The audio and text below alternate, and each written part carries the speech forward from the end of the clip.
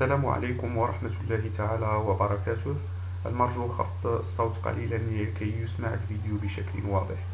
Notre vidéo d'aujourd'hui concerne la troisième partie de Dipool RC et la dernière partie de ce cours. Pour deuxième bac, option sciences maths, option sciences physiques et aussi option sciences SVT et les options techniques, donc surtout mécanique et électrique et technologique. Donc dans cette partie, on va voir des charges d'un condensateur, donc surtout les types théoriques. Donc lorsqu'on met l'interrupteur à la position 2, on fait des charges de condensateur, donc tel que le dipool RC à ce moment-là, et lui subit à l'échelle de tension montant, plutôt descendant. Donc premièrement, on va déterminer l'équation différentielle vérifiée par tension UC. Donc toujours pour trouver l'équation différentielle, on applique la loi d'additivité de tension. Ici, on a présenté les tensions entre les bornes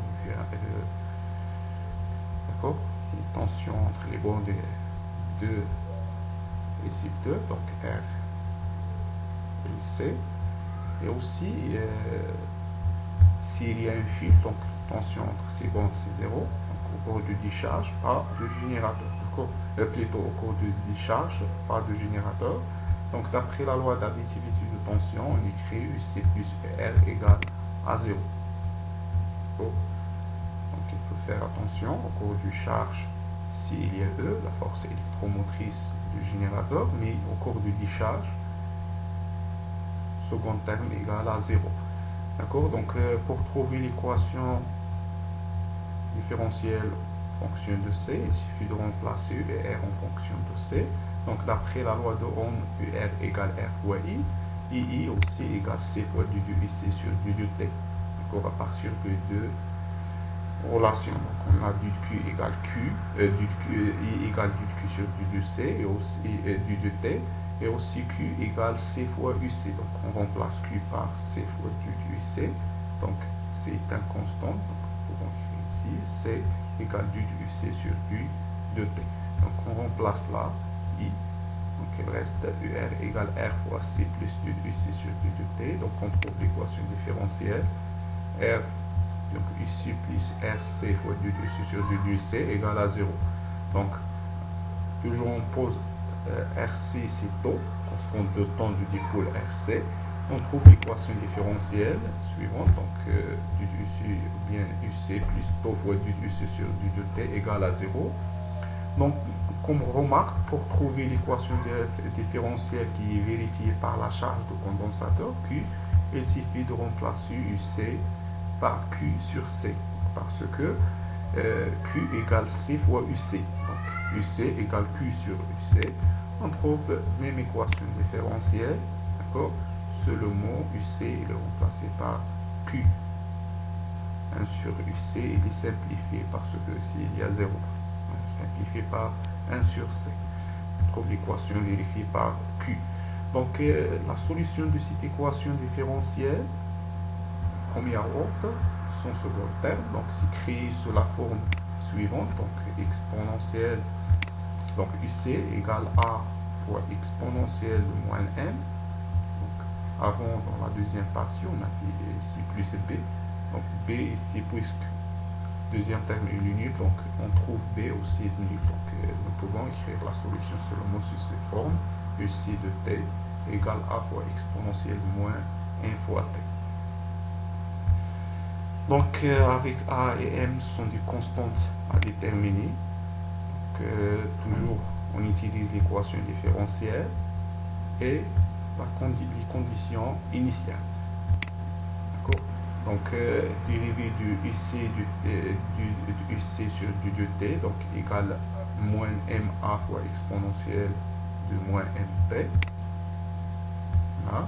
Donc on remplace dans l'équation différentielle, on trouve moins taux fois A fois M fois exponentielle de moins MT plus A fois exponentielle moins mt égale à 0.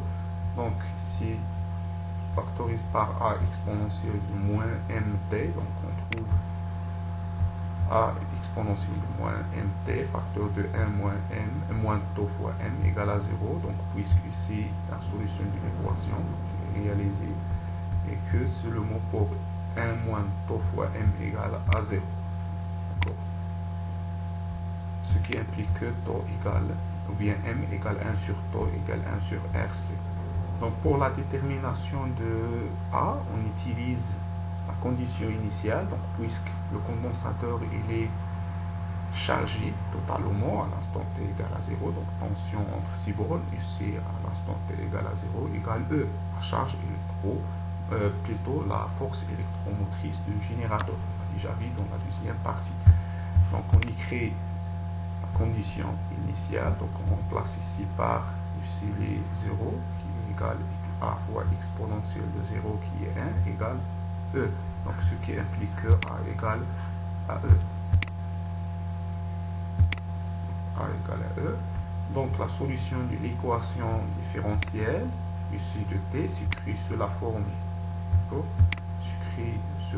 de ici de t égale E fois exponentielle de moins t sur tau. Donc toujours dans le cas de décharge ou bien le dipôle RC subi à l'échelle de tension descendant.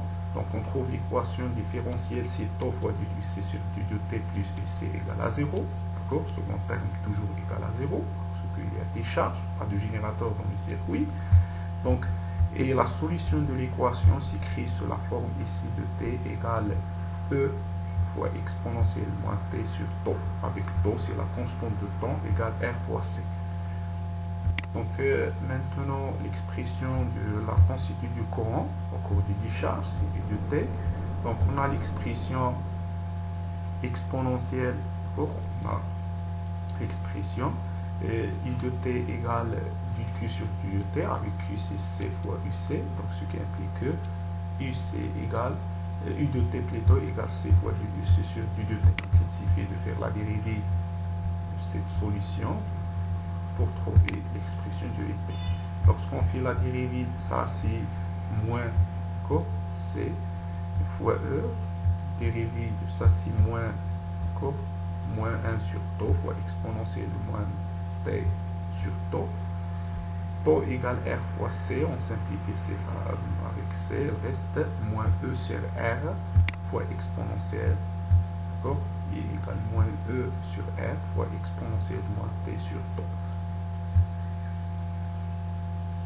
Donc maintenant on a trouvé ici de T et de T, donc les courbes, trace les courbes ici de T et de T qualitativement, et on fait la détermination de la constante de tau graphiquement.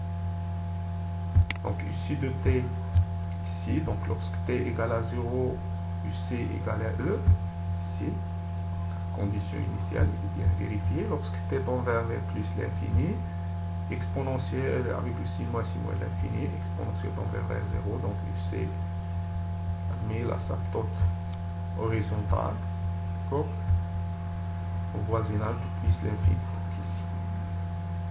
Donc, par conséquent, ici, il décroît exponentiellement. Et nous pouvons caractériser deux régimes, donc à partir d'ici, régime permanent, régime transitoire.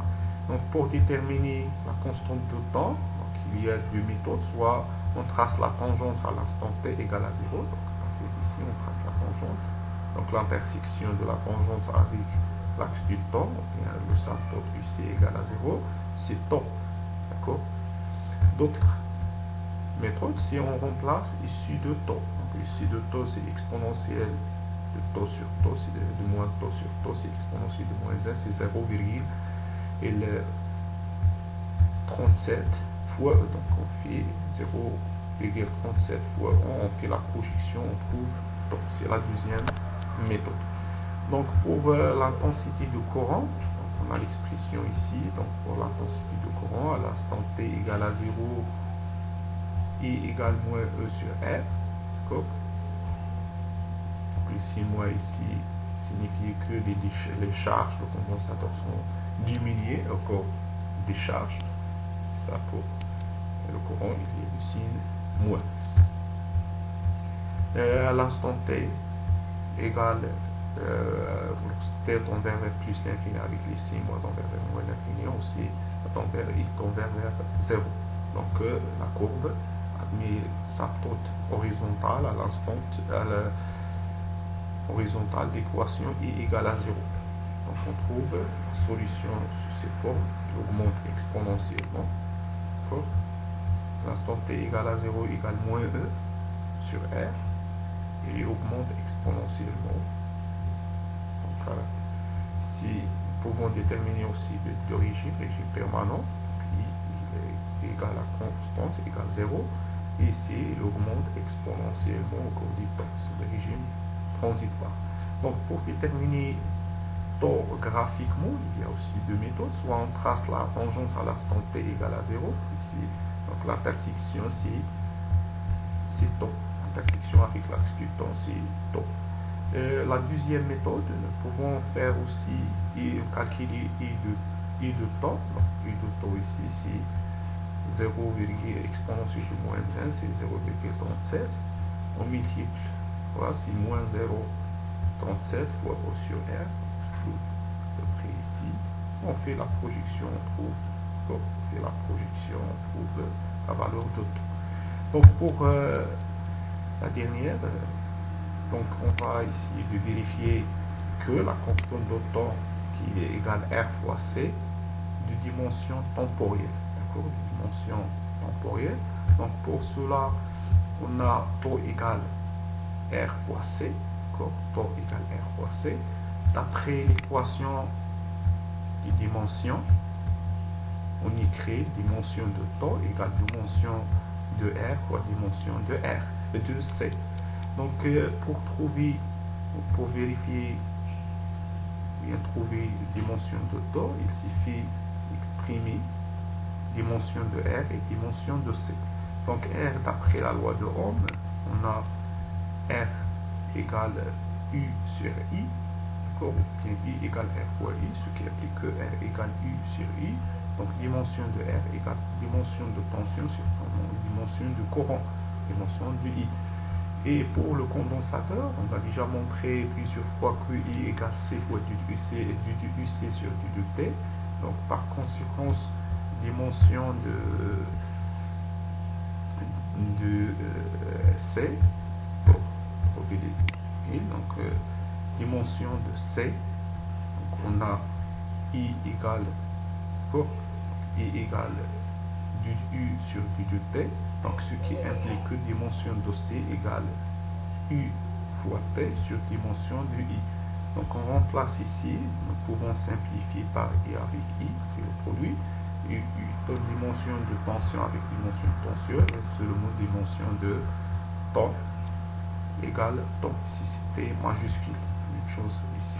Donc par conséquent, nous pouvons dire que la constante de temps a une dimension temporelle et son unité toujours dans le système international, c'est le second. Donc c'est la fin de cette vidéo, j'espère qu'elle est très utile pour vous. N'oubliez pas de partager avec les amis. Au revoir pour la correction de quelques exercices qui sont très riches des astuces et aussi la correction de quelques contrôles continus. Allez, bon courage.